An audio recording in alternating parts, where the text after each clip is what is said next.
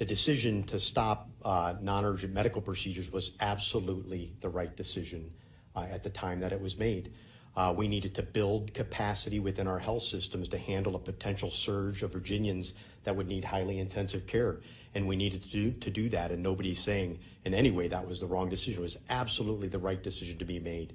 But as we've learned, as we've gone through the COVID crisis, and as the Virginians have worked so well to follow the stay-at-home orders, the social distancing, we have bent the curve. We have not seen the type of surge that they experienced in Italy or New York, and that is fantastic news. And so it brings us to this moment in time when we look at our data and everything that's happening to say now is the time to make sure if you're a patient in Virginia that has an unmet medical need, it's safe for you to come and have that need met at this point in time.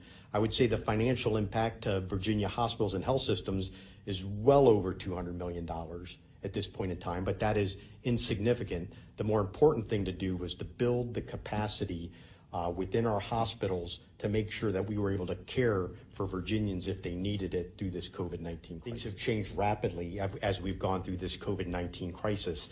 And I think it's important that we always act with reality how it is today, not how it was in the past, not how we hope it was or hope it will be in the future, but act based on data as it is today. And I think the governor and his administration have done a great job of doing that.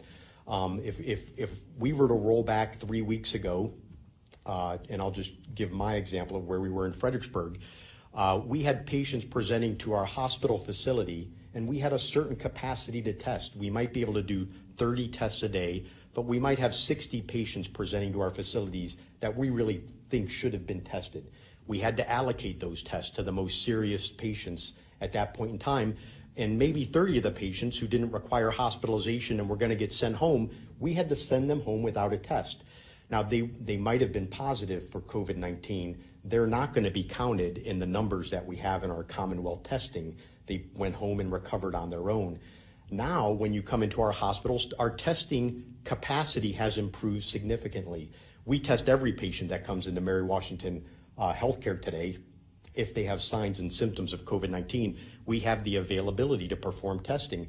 We also have the availability to extend that out into our communities to even patients and their private physicians. If the physicians write an order, we have ways where they can safely come in and have that testing performed. So we might see more COVID-19 positive cases happening in the Commonwealth of Virginia, but looking at our hospitalization numbers, our ICU numbers throughout the Commonwealth, we can see that those have stabilized significantly. And so that can lead to some of the variations in looking at some of the data.